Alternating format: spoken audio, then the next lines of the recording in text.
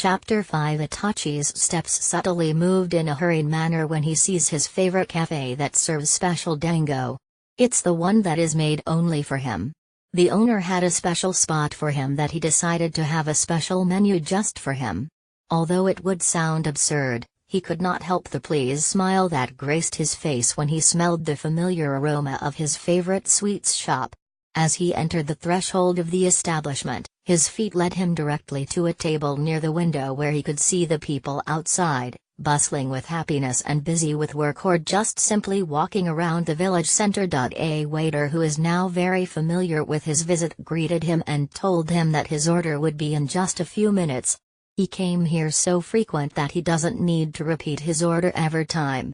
Onko dango. The waiter smiled at him when he nodded and proceeded to get his food. Itachi turned his head to the ceiling-to-floor glass window where he is situated with and watched the people of Konoha go about their business.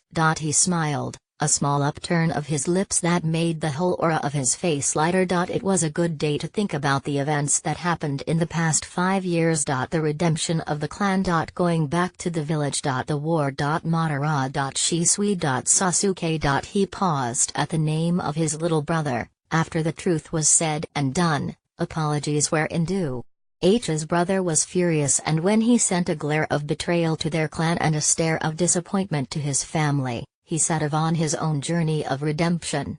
A year of being away to the village that caused him grief and sadness, his family who left him to pick up the pieces of his broken innocence, and his brother who had lied to him in which he had already forgiven only to find out another set of lies that their mother doubted he could recover from. Finding out that your brother killed your family on orders of the village is one thing, but learning that your family staged their death with the help of the third Hokage is another. Until now, Itachi still doubted his brother's mental and emotional health, but the family let him go when he said that he needed to think.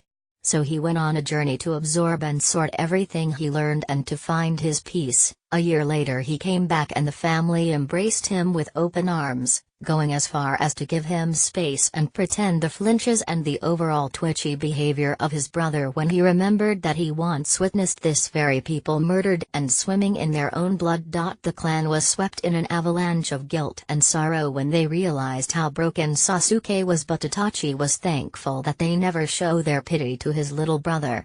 Sasuke doesn't deserve their pity. He managed to be alone most of his childhood and brought himself back by his own 2 feet.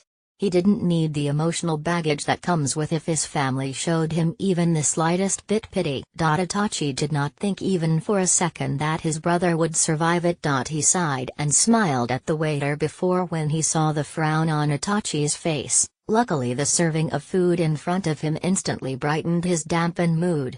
He'll think about Sasuke and the emotional clusterfuck fate brought him when there isn't a plate of delicious dango in front of him. Itachi hummed when the sweetness of the sugary dessert entered his mouth. Thoroughly feeling light and happy, he continued to eat, devour his guilty pleasure. It was at his 4th stick of dango that he noticed someone staring at him.